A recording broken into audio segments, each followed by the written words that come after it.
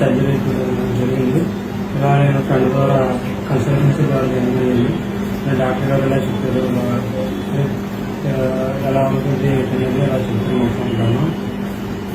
Drops 3,500 పెడతామన్నారు. Last today ఈరోజు రావాల్సి వచ్చింది. డాక్టర్ గారు బాగా సర్జరీ బాగా చేశారు.